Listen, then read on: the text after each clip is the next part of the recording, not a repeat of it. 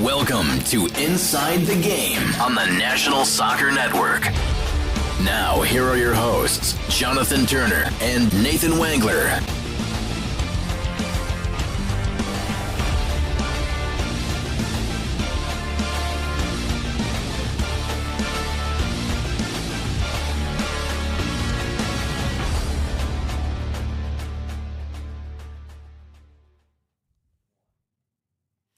Welcome back to Inside the Game here on this Halloween Friday, last day of October. It's number 182. I'm Jonathan Turner alongside Nathan Wangler and Ryan Glinsky, our producer. And just prior to the start of the show, we had some scary moments as we lost audio with Mr. Nathan Wangler. And we're not sure if Nathan can, in fact, hear us. I mean, he's kind of nodding as maybe he can. I got you. All right, so there we go.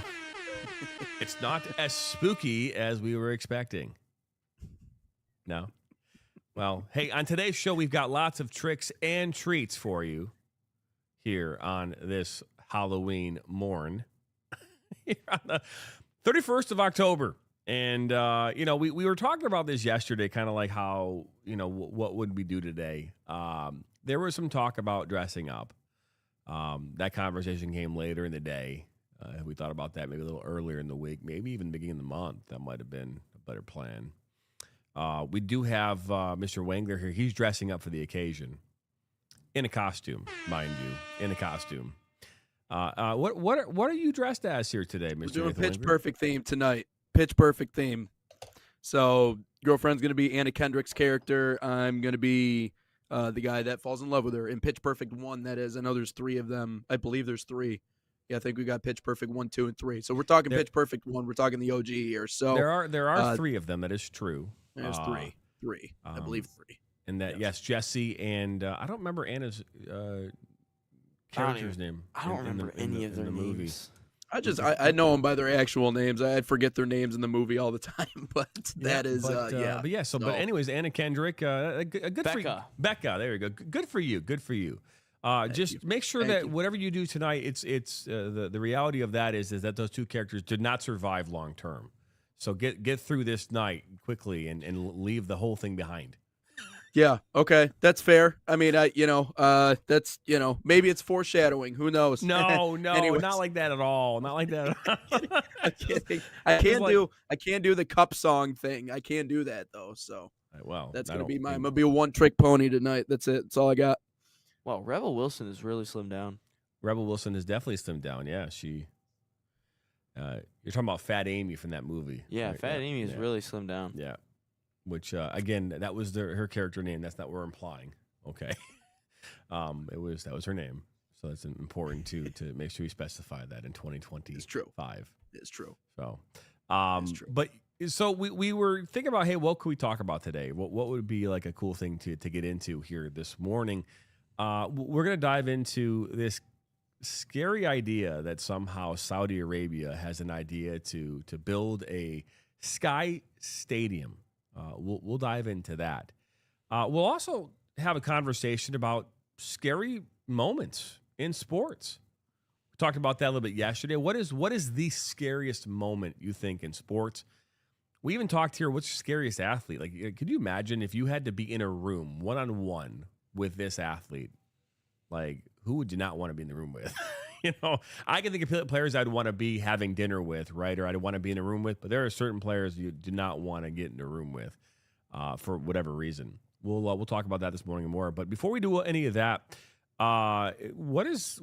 I know you have a Halloween party you're going to tonight. You're obviously going as Jesse from Pitch Perfect. Ryan, what do you got going on tonight?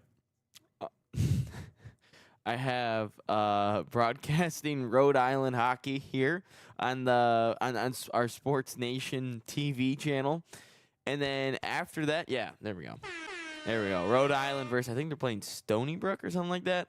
I got that game, and then hey, we are highly selective when it comes to that university. We call in those games. That's really a selective thing. We do not just pick anybody. Thank you. I appreciate it. And You're then Boy. after that, I'll probably head over to one of my buddy's apartments for a little bit. He's having some people over. He doesn't live too far from here, so yeah, I'll probably head over to there, and then we'll head to bed, and then be ready for more hockey tomorrow. So that's what. Let's do that hockey. Couple friends, like 6 or 7. I haven't. It's more than 6 or 7. I'll tell you that. Maybe like 16 or 17. So that's probably more like that. So still, the 6, 7 is still in there, but add ones to it. Add ones to it. Well, there you go. I will be here throughout much of the day. My goal is to hopefully not be here, Ryan, when you're doing the game tonight. Hopefully it's just you and Will, so I can make it back. Yep. Can I say one more thing about hockey? If we have Red Wing fans out there, when I do not watch the Red Wings, we win games. But when I watch the Red Wings, we lose. Did not watch them last night. They won. And I say this because I will flip on the Red Wings game, and within 30 seconds, the other team will score a goal. And then I turn it off. I look at my phone an hour later, and they're winning like 5-1, like they did against the Blues. So I did my part yesterday to not watch the Red Wings. And but now, hopefully that Rhode Island can win. That'd be cool. And but till then, I'm not watching hockey with the Red Wings. I'm not watching them. And they're currently, I think, like they're first or something. But no, I will not be watching the Red Wings. You know, you're gonna not watch 80-some hockey games? No, if it means that we win, then no. Oh. If it means that we win, no. I will not be watching them. Okay, fair enough. Good to know. They win the Stanley Cup? Didn't know. Couldn't tell you. Again, it's to each their own. I mean, typically we tend to get into the more suspicious side of things more towards the end of the season, not really the beginning of the season, where wins really don't matter as much in the first month of the season. But hey, if you want to ride that the whole year, and I'm just curious how that's going to play out. You know, you think about that, right? How, Ryan's not going to. So when do you decide that whatever you're doing there is out the window? When I turn on the game and they don't give up a goal within the first 30 seconds of me watching the game. That's happened 2 times already this year. How many games have they played, and how many times have you watched them? I've watched them against the Panthers, and then they gave up a goal, and then we ultimately won, but they gave up a goal within like 30 seconds. The Blues, they gave up a goal within 30 seconds, and then whenever they're on the road against the Islanders, I watched, they lost. So whenever I turn it on and they don't give up a goal within 30 seconds, and they actually score goals, yeah, I'll watch them. Okay. But yeah, it can't be like against the worst team in the league and then they actually win. I need it like against like some decent competition. It's just I bought a new Lions shirt I bought a number of Lions shirts this season, to kind of wear or whatever. And there's one I like specifically that I wore it the first day of the season. They lost. They got smoked by Green Bay, right? And I'm like, I had this same mentality. I was like, I'm not going to wear this another Sunday because that might not be good luck. And so no, I keep wearing it now every Sunday. And I did wear it for the Chiefs game as well. But hey, they're 5-2. With me wearing it. So, I mean, while I have some suspicion about it, I almost feel like maybe you should just, fight through it. But when I turn on the game and they give up a goal immediately, it's a little bit different. And then I don't watch, and then all of a sudden they score 5 goals. Yeah, there might be some truth into this. Yeah, maybe. Here's what we're going to do. We're going to step aside. We're going to come back here. When we come back, we're going to talk about the Saudi Arabia Sky Stadium. What in the hell? That and more. Experience the thrill of the game like never before with NSN's Game Rewind. Dive into full match commentaries enhanced with cutting-edge dynamic graphics, Letting you relive the highs and lows of your favorite matches in astonishing detail. whether it's a championship win or a legendary play. NSN Game Rewind bridges the past and future with a broadcast experience designed to captivate. Call 586-304-4405 And start watching today.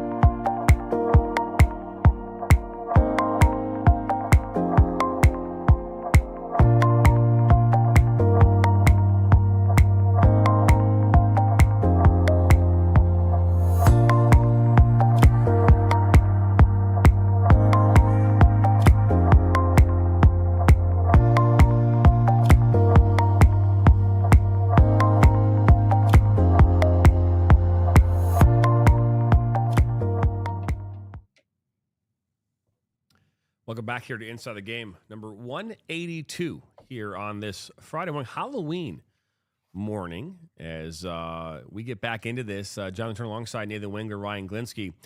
Saudi Arabia, which is set to host the World Cup when, Ryan Glinsky?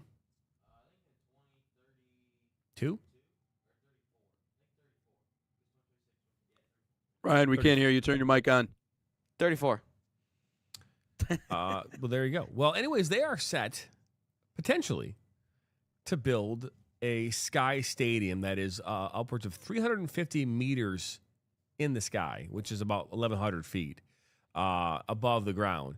And plans to open around 2032 and will host matches for the 2034 FIFA World Cup. Now, you've probably seen some of this on TikTok or in your shorts land, wherever you get your shorts.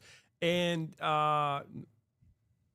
whether or not this is true, the first thing I have to ask is, from an engineering standpoint, is this even possible? Probably not. And if anyone can do it, I think Saudi Arabia could do it. I mean, the Middle East, when it comes to architecture and building things, is pretty spectacular. If you need to look no further than Egypt, how all that was built, right? So, I mean, they can make stuff happen. But my biggest thing is, first off, would anyone want to go to? I mean, I have a hard time with heights when I'm like looking straight down. I can do pretty well when you're kind of off a little bit, but you're telling me I'm going to go up an escalator or an elevator all the way up to whatever top floor this thing is going to be on, and I'm going to be sitting.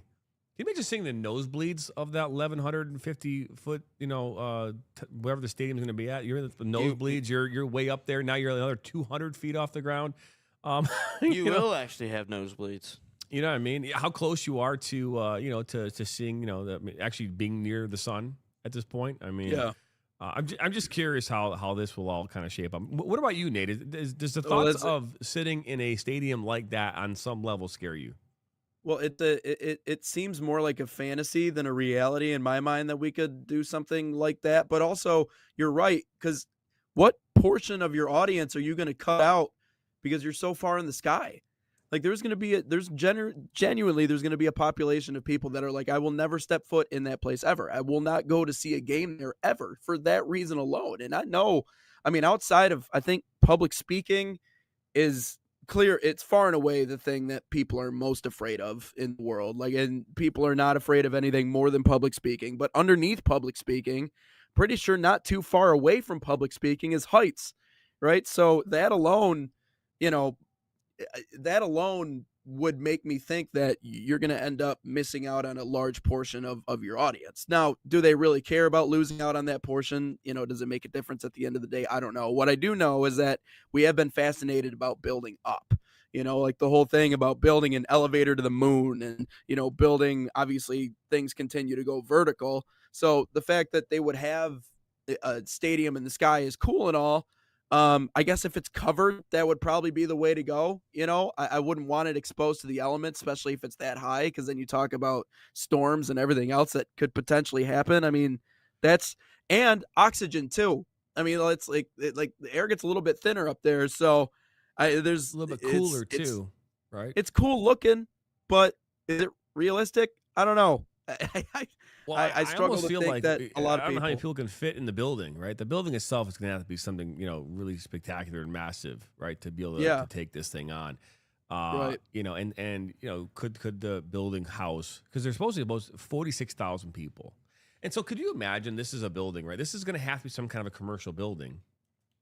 You want to have it residential. Can you imagine your residential, your 10 floors up from you, there from your penthouse is the is the stadium, and you're gonna deal with all that crap, a couple hundred times a year.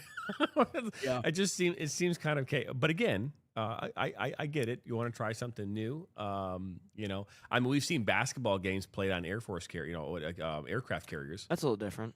We see. No, I wouldn't. I mean, if you talk about again, not if you It's think about It's like ground level. well, yes, but it's unusual, right? Sure, it's We've unusual, but seen it's- Yeah. Major League Baseball take their baseball game to the cornfields, just like the Field of Dreams. I mean, but again, if you think about it, in that it 30 years ago, that didn't we were seem. comparing like oranges to apples with this stuff. No, it's unique settings. Sure, it's Right. unique. Right. It's not. The difference 2,000 is feet in the that air. this would be a permanent stadium in my mind. Like that's Oh, yeah, that's I where mean, the difference is. Like yeah, would a absolutely. It team would have to be actually play permanent. their But entire again, season I'm just inside of a saying that skyscraper? when I growing up, I don't know if I, and you can attest to this too. You know, we grew up watching just your sports in traditional environments, right? We saw them in just stadiums. I mean, there wasn't this idea to take things to a niche environment. Now, granted, all the ones we're talking about are semi-permanent or not your typical places to have an event. This would be a permanent environment, but it still kind of falls in line with that niche thing, right? And what would this do? And once one is built, how many more are built, right? And so because again, this would house 46,000 fans. I don't know the typical stadium around the world when it comes to soccer. I know Wimbledon's pretty big, but I don't know, I think the biggest soccer stadium is Camp Nou, the Barcelona stadium. Barcelona. How many is that? I can search that up. Unless they count like maybe a Qatar stadium or like a World Cup specific stadium. But Wembley. I meant Wembley, by the way. Wembley's 90,000 seats, by the way, and so this would be roughly half of that. Camp Nou is just above that, just under 100,000, 99,354.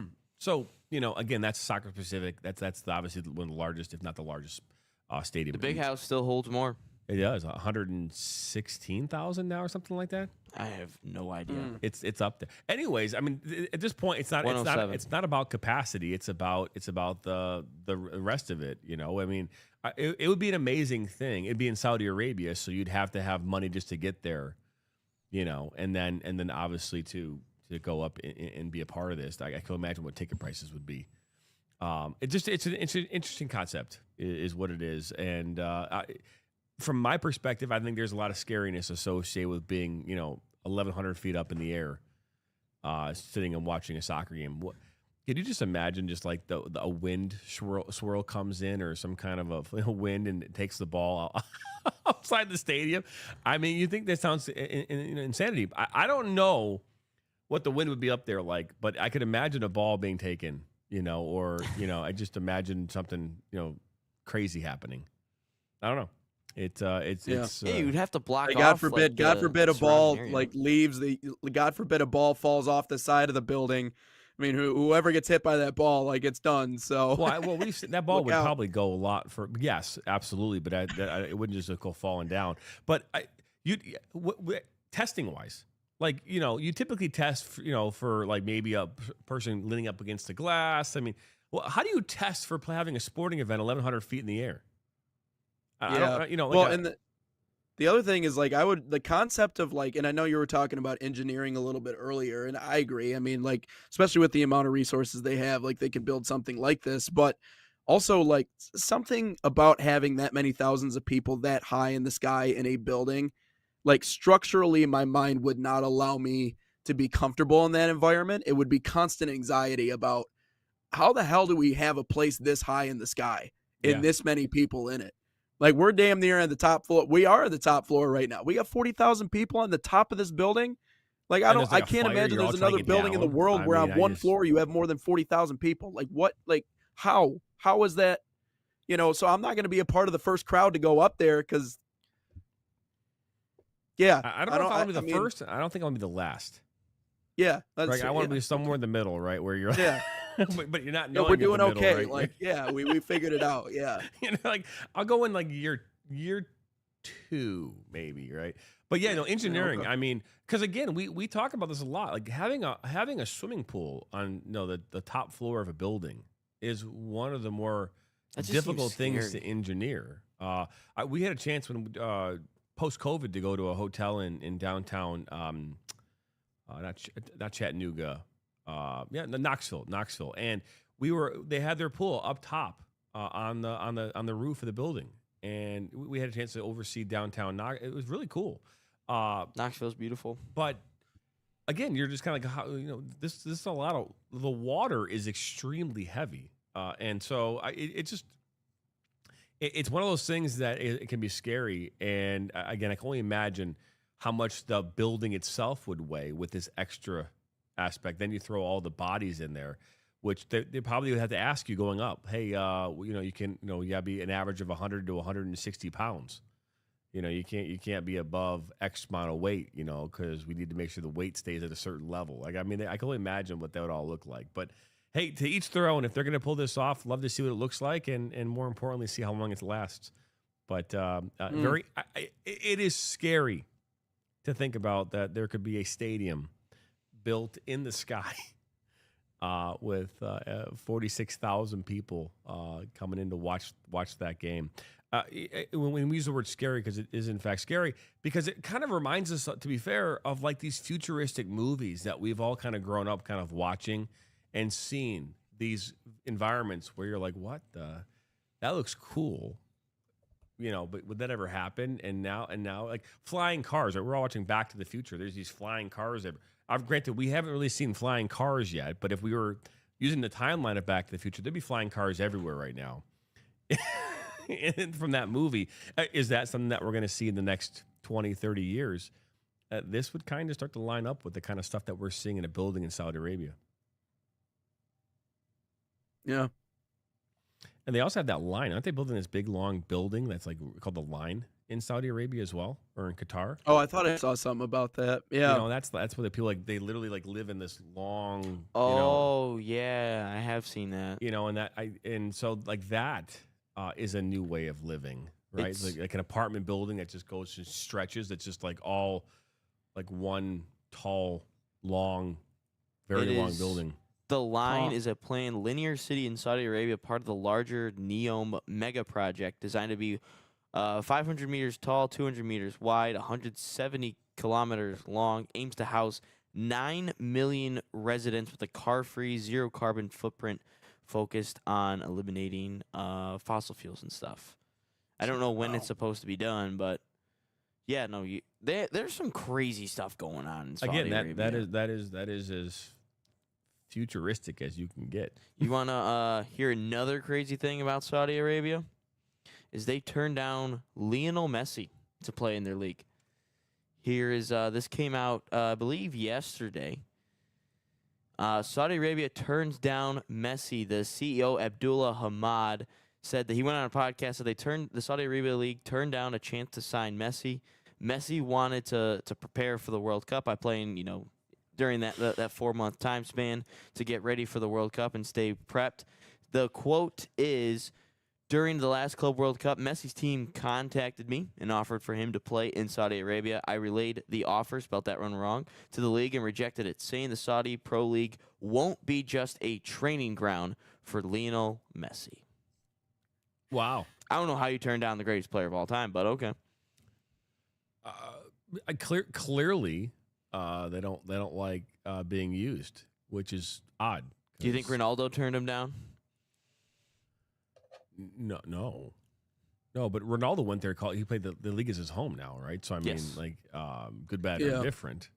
He went there for the money, right? Again, we talked about this the other day when it comes to U.S. men's national team players, right? I mean, granted, he's in the tail end of his career, arguably at the end of his career, but money does talk, bullshit walks. Messi wasn't going there for the money, my guess.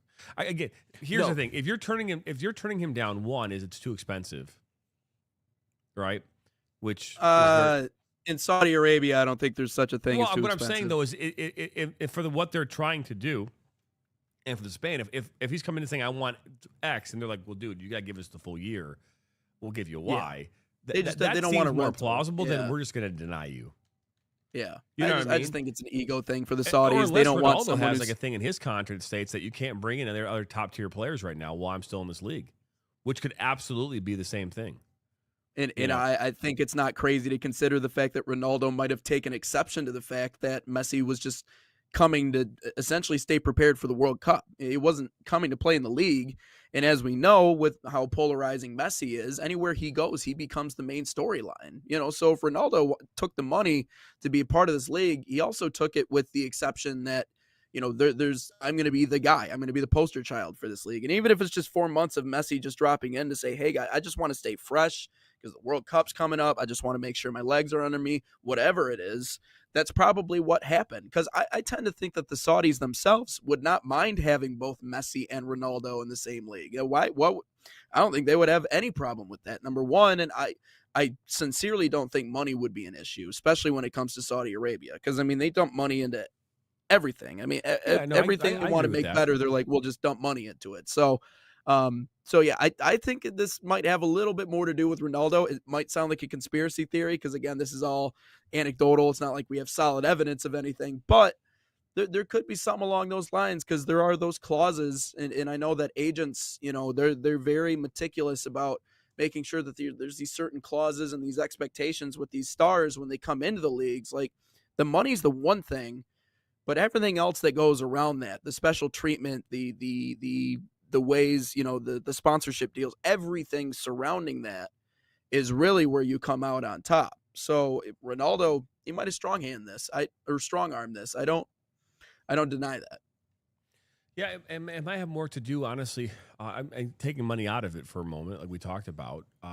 Being that now Saudi Arabia, are they playing in the World Cup? Have they qualified? I'll search that up. Because I think here's another thing, right? This league, obviously, the MLS wouldn't operate this way.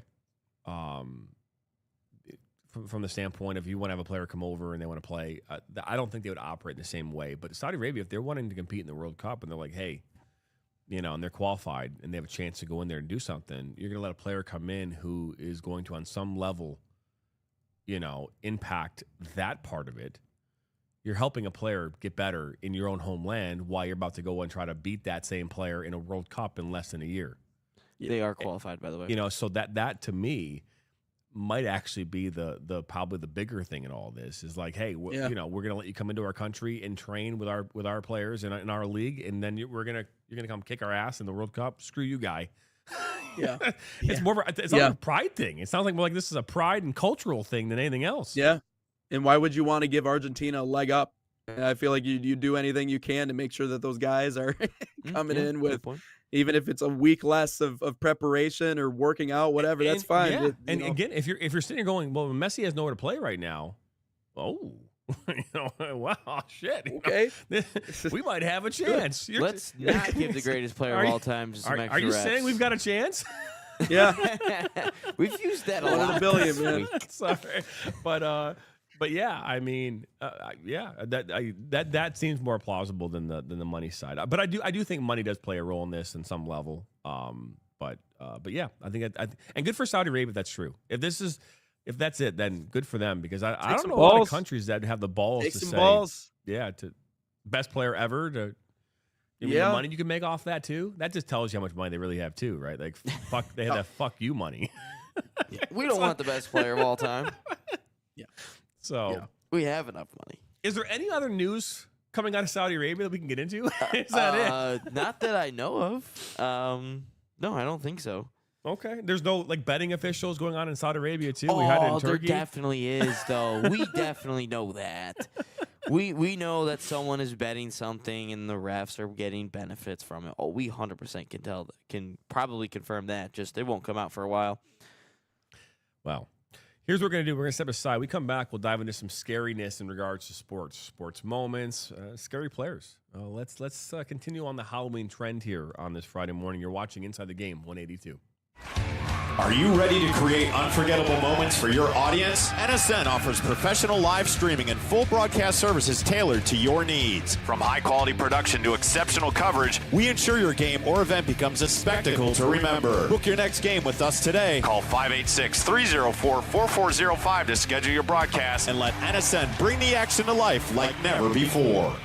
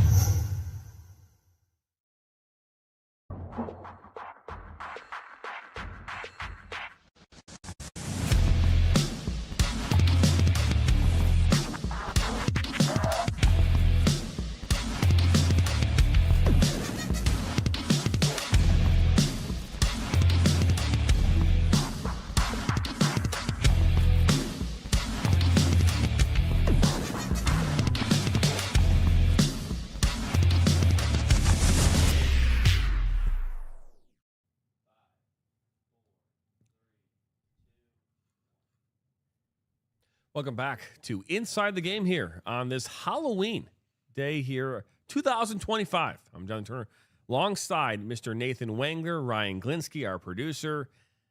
The 25 most scariest moments.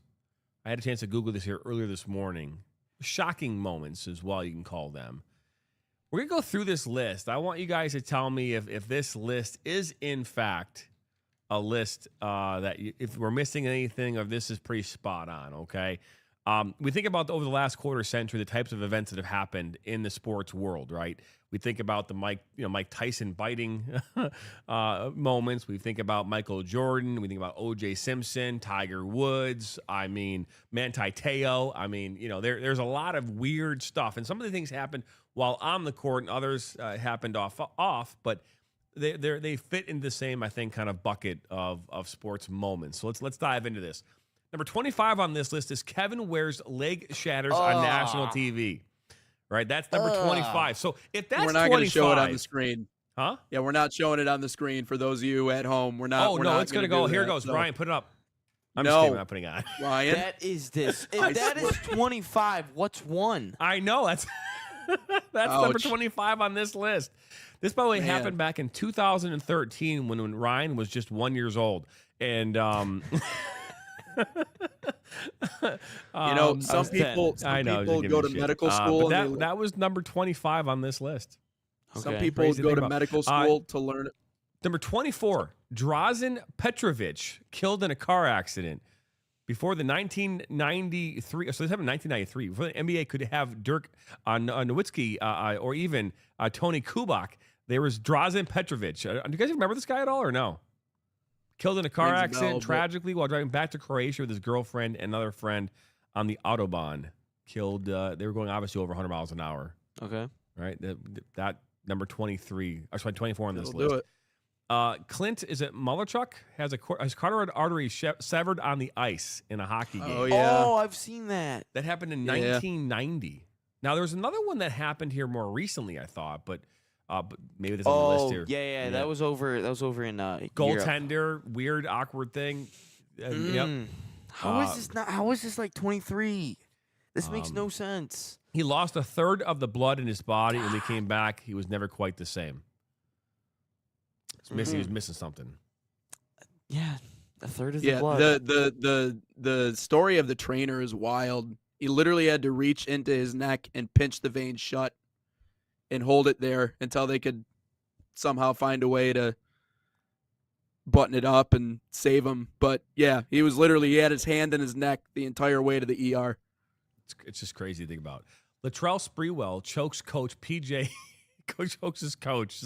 This is back in 1997. I don't know if you remember any of it. This is, wow. At a practice with coach, decided to start throttle his coach for over 15 seconds. Just choking him. It culminated in his infamous "I have a family to feed" comment when he declined a 3-year, $21 million contract extension back in 1997. 21, the Balco scandal. This was in 2003.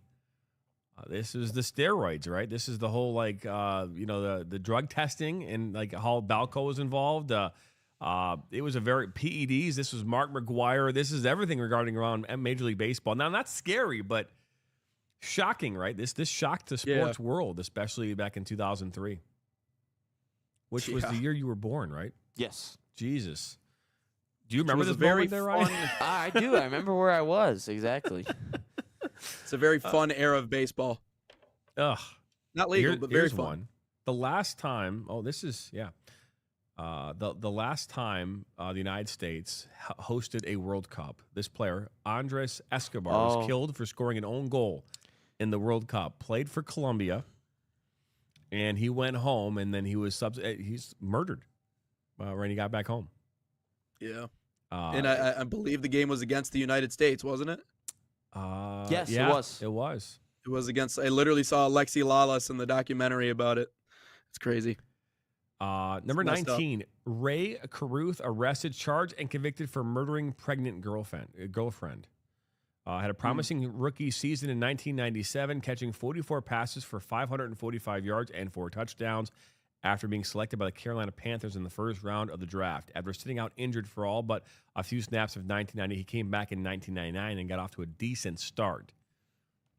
He was 8 months pregnant with his child. While his girlfriend died from the gunshot wounds, Caruth's son was saved and is now 13. Well, this was back when this was, but 13 years old at the time. He was sentenced to 18 to 24 years for conspiracy to commit murder based on that. Buster Douglas knocks out Mike Tyson. That's scary. It'd be difficult to overstate how big an underdog Buster Douglas was going into this fight against Mike Tyson. He was undefeated, undisputed heavyweight champion of the world. He was ranked number 7 in the world at that time, was Douglas. But in the 10th, Douglas tagged Tyson for an uppercut, followed by a series of jabs that put him down for the count and secure one of the big box's biggest upsets. That's wild. Yeah. Number 17 on this one is a crazed fan stabs Monica Seles during a match. Does What? anyone remember this one? I don't think so. Happened during the Australian Open. A player runs onto the court and Oh, was a yeah, I do diehard remember Steffi this. Graf fan, ended up stabbing Monica Seles. Yeah, I do remember seeing that. Not seeing it live, but I do remember hearing about that story.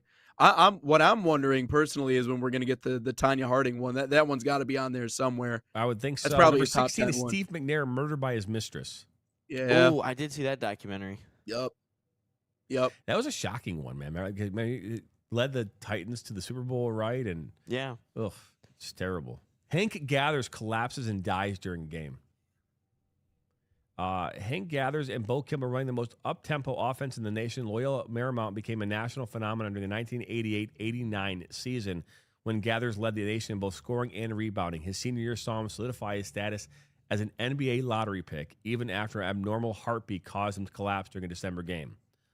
So, but yeah, what people didn't know leading to the WCC tournament was that Gathers had dramatically reduced his medication, and during the tournament quarterfinal collapsed seconds after throwing down a tomahawk dunk. Moments later, he was dead, and basketball world was left completely saddened and shocked. Jesus. Actually, they made a movie about this, if I'm not mistaken. I will say though, I guess that's not the worst way in the world to go out. You went out doing the thing you love to do. I mean, unfortunate. I agree with that. Hey, you know what? Sudden, too young. That's why but- I oftentimes really I understand, but every NFL player knows what they're signing up for. Absolutely. Absolutely. You know They what I all mean? do. And you would They all not, do. you'd hard pressed to find a player 20 years ago that would not have given their left arm to be on the field. Well, Right. and I'll take it a step further. I hate the fact that people single out football when it comes to the dangers of sports. Trust me when I say I can find other sports that are just as dangerous as football as if you're dumb and you don't play the right way. Like the fact that parents are holding their kids out of playing football just because, the head injuries. Trust me. I can find you a few sports that are even, I'll do you one better. So anyways, go ahead. Zidane headbutts Marco Materazzi in the World Cup Finals. That is number 14 on this list. It was to be fair, it's speaking of head injuries, I mean, but yeah, headbutts, red card. That'll do that. Yeah, that'll do it. Single-handedly cost France a World Cup. Don't say anything about his sister. Number 13, Pete Rose banned from baseball for life. It's still dumb. Still dumb? Okay. All right, well. He bet on himself. Can't hate it. Number 12 on this, a Baylor basketball player murders another. Baylor? Another story of a twisted person gone horribly astray. Baylor basketball player Carlton Dotson shot and killed his friend and teammate Patrick Dennehy, and the two had an argument while shooting guns outside the campus in Waco, Texas. What year is this? 2003. Yeah. Okay. I remember. Where I was for that. don't remember that story. This one happened in 2001. Dale Earnhardt dies in crash at Daytona 500. I think that Wear was your one of the seatbelts. ones that shocked the sporting world, because at that time, especially after you watched the accident, it looked like just your typical, kind of car to the wall. Obviously not typical for the average person, but in those environments, that's Right. Yeah. You should it's see almost, yeah. I always kind of wonder, like, too, because I've never been to I've been to IndyCar racing when they have it on Belle Isle, where they used to have it on Belle Isle. Now it's the Grand Prix. It's in downtown Detroit. But Yeah. do people go to those races to watch people crash? I'm assuming that's like a huge chunk of people that go to watch some of these races just to actually watch some of the stuff that happens as a result of going fast. No, I mean, yeah, I mean it's a byproduct of it. It's kind of like people that go to hockey games and there happens to be a fight. You know, like some people are just they like seeing the madness of all of it. But I don't know about like the massive pileups. I think Dinner that's and a kind of show, freaky. At they least, call it, right? But Dinner and a show. But I mean, but the cars now. I mean, like it. I hate how we have to have a disaster that necessitates change. That's just how humanity works. Like we have to have something go horribly wrong before we're like, oh, we really need to switch this around. And like after that, and like some of the other crashes during that era, like the cars now, like it's kind of freaky how locked in you are. Like you could do 3 backflips and still be physically okay in the car. Like I don't know how they do it. It's fascinating to me. It's the Hans device is what they created, right? The Hans device. When I was at the Grand Prix this year, I was not looking for crashes because if one crash happens, it takes 4 laps to get the race back underway. So like half of the race was just them just with the pace car and all with each other. Like it was really, I did not want to see a crash. And to say when they're locked in, we were interviewing a couple racers, but they were sitting down. Like some of them were sitting down and they were so locked into like their training device that we asked him. He's like, can't do it. Locked in right now. Work training. So that's probably why they are so locked in. Number 10 on this list, the first Michael Jordan retirement. October the 6th, 1993. He was suspended for gambling. Yep. But again, that was the first. That's number 10. Number 9, by the way. Here we go. Tonya Harding orders attack on Nancy Kerrigan. Yep. Talked about that yesterday. Boom. That was on January the 6th, 1994. Yep. I Heart Tanya? Is that what it's called?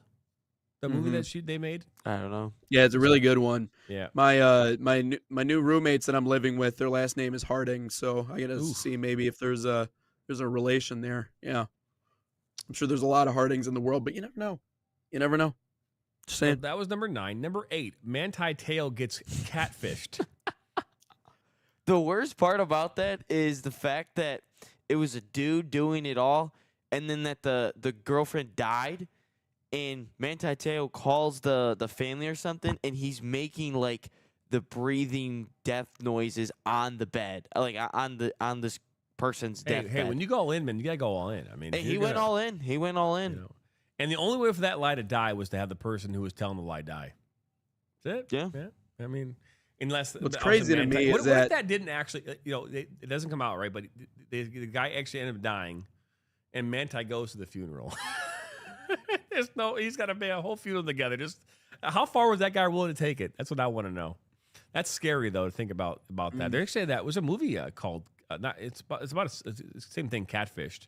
Yeah, It just it's not like Netflix. It was like a Netflix, wasn't it? it's part of the Netflix Untold series, which the McNair thing is on as well. Number 7 on this list, Aaron Hernandez arrested and charged with first-degree murder. OJ better be number 1. That's all I gotta say. Again, you think. I mean, I've seen that whole thing. What's crazy to me is when you look at those Florida teams, those early 2000s Florida teams, literally the entire, I think they have like the longest jail record of any singular college football team in history. Like they had some bad characters on that team, man. But I mean, I guess it makes sense why they won so many games and why they were so good. But outside of Tim Tebow, like he was the only angel of the bunch. Everybody else was just crazy. And you can go in, look at it one by one, and the documentary goes into detail about it too. But yeah, Aaron Hernandez was my man was messed up from the jump. It feels like you had Florida, right? And then you had Miami, right? You had those two programs. I mean, to be fair, what was there was a football movie that was it James Caan was in? I'm thinking that Necessary Roughness, is that what it was? I don't know. I haven't seen it. But there's a movie. It follows again the same college environment, and just everybody is either taking steroids or getting into fights. People you're just typical. But I feel like Florida is the hotbed of just that, especially back then, was like the hotbed of just shitty Because you have so many people. It's just in football. Florida, man. It's just Florida. Florida It's people, just a different right? Florida world. guy, Florida man. It's kinda He's like so- New so many Orleans. outsider influences. That's what you got. Yeah. You got the water. Yeah, it's like New Evan Orleans, it's like Shapiro with the Texas. U. Yep. So many Yeah, outside it's influences. it's its own world. It should be its own country. To be honest with you. Jeez. Wow. Well, Number I'm 6 just on this saying. list. Speaking like the person who's flying into that country here sometime in Hey, January, December. I'm just saying, like in another place, it might be a different country completely. Like go to Michigan, go to Grand Rapids, and then go to like New Orleans, Louisiana, and tell me that's in the same country. If you're not from here, you're gonna be like, these are two completely different places. Well, yeah. Yeah. Yeah. I That's what can I'm agree saying. with that. That's Okay. what I'm saying. I'm not talking number Jay about 6 Florida. on this list. Kobe Bryant is accused of sexual assault. Really thought it was going somewhere else. Oh, it might go somewhere else. But Yeah, I mean, there's a lot of NBA players that are accused of it, and then what did Shaq say? He goes, "Yeah, I just paid mine off." That's what Shaq said. Jesus. He's like, Kobe didn't pay him off. Didn't write the check. Yeah. Yeah, well. Number 5 on this list, Malice at the Ooh. Palace. Ooh. That's another untold Netflix documentary, by the way. 11/19/2004. I remember where I was. I was at a wedding. Are you really? I was. Mm. Yeah. Yeah, because I would have been at that time. This was 2004. I was 22, Oh, wow. 23. Yeah. Damn. Mm. So All I got to say is that documentary sucks. All it is bashing the Pistons and that Steven Jackson and all them. They needed their little, like, to put it out in the world, like, we were so hurt by it. Like, it did ruin their chances of winning an NBA championship. Hey, Ron, how about not just running into the stands and just beating the living crap out of somebody? Like, I get it, that fan was an idiot, but at the same time, you are held at a higher standard. Because you're an NBA basketball player, I get it. You don't want to be stuff thrown at you. How about not running into the stands 4 or 5 rows up and just punching somebody? There's that. Yeah. there's Was it definitely Ben that. Was it his mom that died? it his mom One that of died, his or- family members died. Yeah. Yeah. right. I can't imagine. And it's funny. Well, it's not funny. It's tragic. But when I was in high school, I played football, obviously. I was in my second year, my sophomore year. I had a buddy whose dad died. And he ended up playing in a game that night. Like, he died that day, and he played in the game that night. I couldn't imagine. I mean, I don't know how you get through. I mean, obviously, it was like an important game. It was during the regular season, but it was a statement game for the Pistons. And obviously, as a competitor, you want to be out there. But like, I don't to maintain. Like, it's hard enough to maintain your emotions in a competitive environment like that. But to be dealing with the death of your mother while actively being in that environment, and you're playing a team like the Pacers too, which back then, like, they were bruisers too. Like, they were young, but when you have Steven Jackson on your team, they're going to get after you, and they did. And so I felt like it was the reason why I liked it. Yeah, it bashed on the Pistons a lot, but I think it highlighted the fact that that entire situation was a kettle cooker from the beginning. Like, I think that was set to pop off before the game even began. The best part of it is Jermaine O'Neal talks about how they all got to the locker room for the first time, and Ron Artest goes, "You think we'll get in trouble for this?" Nah. Meanwhile, people Hey, getting no one pulled said he into was smart. Oakland County District Court. Yeah. Number 4 on this list, Mike Tyson takes a bite out of Evander Ugh. Holyfield's ear. Mm. God, that just ugh. Yeah, it was that was very. His kid was decent at Georgia for a running back. Elijah Holyfield, decent running back. Number 3 on this list, O.J. Simpson chase. Oh, it's not number 1. What could be number 1? Oh, don't you worry. I just started looking at number 1. So don't. Okay. Yeah, but yeah, O.J. Simpson How is chase. this not number Now keep in 1? mind that during the chase, I think the NBA Finals was on, right? It was the NBA And it Finals. was Arnold Palmer's NBA last Finals, ever right. outing. Yeah, so it was like The Stanley Cup. The Rangers had just won the Stanley Cup, I believe, the night before. They cut away from the parade in New York to cover the OJ incident. I chase. actually think it was an NBA Finals game that they were actually pulling away from The specifically. Knicks were playing, which Yeah. that's crazy in itself too. 1994, yeah. So they The had Rangers no were choice but having to their pull parade away. at the So time. that whole Bronco, the Ford Bronco, that whole thing, that was number 3. Yeah, I'm searching Here up. is number 2, by the way. Now, granted, I feel like maybe this should be number 1, just based on on just we'll go to number 2 first. The Penn State scandal is number Jerry 2. Sandusky. Yeah. I mean, that's bad. Now, granted, I think this list was created before there was a Larry Nasser, and so we could argue that those could be in there, right? And so, Yeah. But to be fair, you could probably even group them together. I mean, you got two very terrible things happening. What's up, Ryan? Yeah. So June 17th, 1994. There's other thing. The Simpson car chase, the Rangers parade, as he mentioned, Arnold Palmer final U.S. Open. That was also the opening day for the FIFA World Cup held in the U.S. Oh shit! Yeah, that one kicked off in Chicago, and then the NBA Finals game. Yeah, that's what it's all saying. Ken Griffey ties Babe Ruth's 30-run homer before the end of June. Yeah, insane. So this Penn State scandal is number 2. We don't need to dive into What's the number scandals. 1? Number 1, Magic Johnson announces his HIV. Okay. I still think OJ takes it, though. Yeah. This happened in 1991. Yeah. And so if you put things in context of the actual announcement happening in that time period, I don't think in that era there was anything that was more impactful than that statement. Because, again, everybody was like, Yeah. And, so to be fair, I think on the magnitude of that alone, I understand that. Yeah.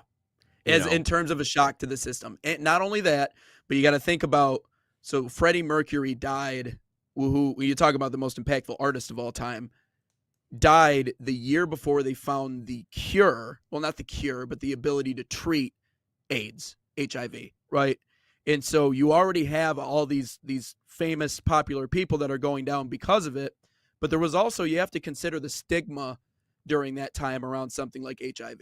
Like, it was assumed early on, because of lack of education around the disease, that you could only catch it in situations where man with man, right? Not the other way around. Like, and this is a time in the United States where that's a lot more taboo than what it is now. Like, we weren't as socially left-leaning as what we are now in the United States as we were back then, right? So you factor that into the mix. But also, it was another really high-end, impactful person. And obviously Magic was a superstar through and through. Like, he's a great player too, but personality-wise and everything, like, he was above and beyond. So there's so many different layers as to why you're right. That statement was important. And I think it brought the importance of preventative stuff and education on what that disease is. It really kind of brought that to the forefront. That's why we understand a lot more about what it is now, and we have certain preventative measures.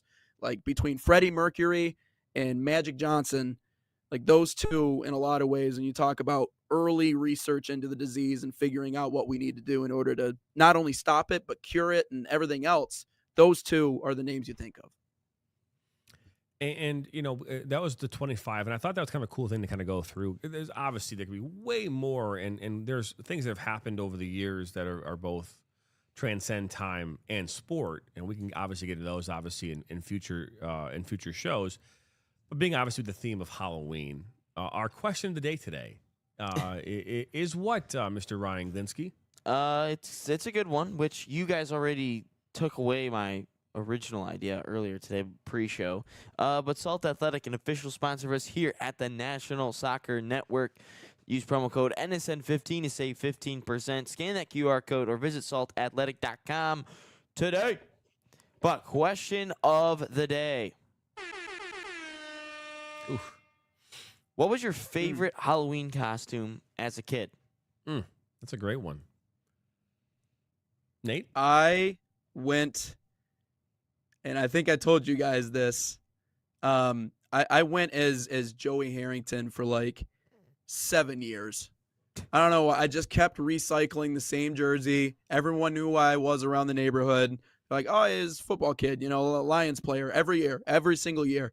But eventually I mixed it up when I got to high school, because before I had the beard, people told me I looked like, and I used to have like kind of spikier hair, kind of like what JT's got going on right now. When I was like in high school, early high school, I didn't have the beard.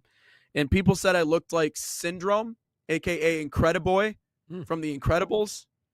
And so I dressed up as him one year, and that was a fan favorite. So that one went crazy. So that was good. But I did enjoy going as Joey Harrington for like 6 or 7 years. That was fun. 6 or 7 years. People knew me as the sixth. So People knew me as a football kid.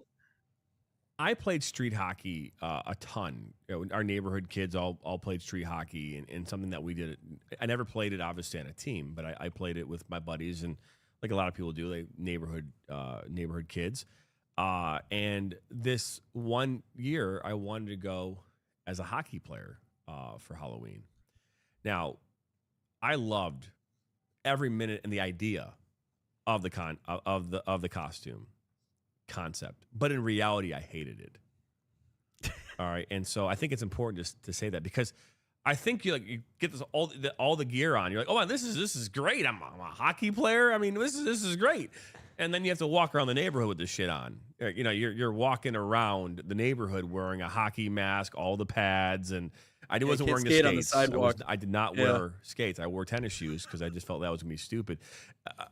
I think I got to 6 houses before I said I went home and changed and got into some regular clothes, threw on something else, and went out the rest, because I was exhausted. I was mentally gassed, physically gassed after a few houses of wearing hockey gear. So I love the costume conceptually. In reality, I hated the hell out of it. So, but that would be my favorite costume of all time. Fair. It's fair. Mine, I got 2. I actually went as Landon Donovan one year, because it was right after the 2010 World Cup. So that 2010, I was 7 years old, I think. That was like 1st or 2nd grade. I went as Landon Donovan. I thought that was cool. And I also went as Captain Rex one year from Star Wars when I was really young, because the new Star Wars TV show came out, and I watched it every single Friday night. That was also around the same time period as that Landon Donovan costume. But last year, up at Central, I went as Bruno Mars, and I thought that was like my favorite. The cover of his 24 Karat magazine cover, I went as that guy, like with the red shorts on, the red like coat on, and I had the XXIV hat on, had the glasses, everything, and I pulled it off pretty well because I had the sunglasses on and my hair was kind of the same way. So yeah, that's who I went as. Do you have a like, picture of this, Ryan? Yeah, that's I do, yeah. actually, I'm needed. yeah. I'm looking at this. You're saying that photo the evidence. XXIV that cover Yeah, that's what I where went he's as. in a red like I don't know, like pajama, like kind of like outfit with silk. Yes. Silky pajama with. Yeah. I do have a picture we will of be it. posting this on our socials here later today. Thanks a lot, Ryan. I mean, me and Nathan do not have pictures of us in our costumes from It's 25 because I years saw ago. it I saw it on a memory. It was like a year ago today. I was like, that's pretty sweet. Oh boy, well that's great. You know, another question we were going to ask was, what was your favorite Halloween candy? And I know that was in our conversation about question of the day as well. Let's ask that question. We'll go with you, Ryan. What is your go-to Halloween candy? Kit Kat. Kit Kat. Okay. How about you, Nate? All right. That's a good selection there, Ryan. I'm gonna go with. I always traded for Butterfingers. I could eat 700 Butterfingers. Love Butterfingers. I'm gonna go with. I'm gonna go with Twix too. I think Twix is great. I could eat Twix all the time, but I would always trade up for Butterfingers as much as I could, especially if I got cheese curds. Get that crap. I don't like. Don't cheese curds. Are you serious? Cheese curds. Where are Bush you League. treating? Well, no, not cheese curds. Hold on, like the Cheetos, but not the other Cheetos. What do they call them? Cheese puffs. Cheese puffs. Yeah. I was gonna say They would either give out curds, Cheetos man. or cheese I puffs. was like this. Are they warm? Would they be warm? No, not Cheese cheese puffs. curds. That would actually He's be pretty talking good if they were handing out cheese Cheetos. curds. That'd be different. Cheetos. Was it Cheetos puffs? But yeah, either Yeah. way. No, I mean, get puffs, it. Cheetos. Yeah. No, you know, I get it. not a Yeah, I fan. mean that makes. Yeah, I mean Oh. that makes sense. Terrible. I'm a huge fan of. First off, just to put things in perspective, I can't have candy anymore. But when I did, I would go. My go-to was Butterfinger. I loved my Blizzards too at Dairy Queen. Those are always get the Butterfinger. But But anyways, I love Milk Duds. Milk Duds. You know, because I think about if I'm like when I was playing like PlayStation or Xbox, little bit of Milk Duds there. You pop them in. They're the bigger boxes you can buy. That go to the Milk Duds. That and also big fan of Baby Ruth and Almond Joy. Okay. Those the Almond Joys were good. You know, can't go wrong with a good old Almond Joy bar. So what was that it reaction? just doesn't. He's like coconut is what he's gonna say. You're a no. Terrible. Almond This Joy? is the guy getting cheese curds for Hey, Halloween man. over Yeah, here. I'm not gonna lie, I don't really like I'm just Almond saying. Joys either. No, you would come away with a lot of Almond Joys if you and I were in That's on this perfect. together. I would There'd have. be a lot of I like Twix, but I don't love Twix. I would absolutely Twix are trade gas. Twix. yeah, and all For your Almond Joy. Butterfingers too, and I'll No, I give wouldn't you take all my no Almond Joys Butterfingers. Those are mine. and All my right, you keep your piping hot cheese curds. My I'll give Butterfinger's those not to gonna you, step too. out my hands. But well, hey, that wraps up number 182. That wraps up our Halloween show here on this Friday morning, and we obviously thank you for stopping on by and being a part of this. Don't forget to subscribe, like us, share this with your friends and family. Enjoy Halloween today. Be safe, of course. Big weekend for us. We've got 3 broadcasts today on ESPN. One more tomorrow. We had a men's basketball game, our first one of the season last night. We'll have our show. I will not be here on Monday, by the way. I have a women's basketball game, the kids game, at Oak University on Monday at 11 a.m. And so I will not be here in studio. I know Ryan and Nathan will go at it. Yeah, they'll go at it, getting some cheese curds together here on Monday morning. But Ryan can go ahead and stop now. That's that we don't need the horn anymore. But Jesus. Anyways, everyone enjoy your Halloween. Have a great night. Be safe. And we'll be back here next week for more Inside the Game here on the National Soccer Network.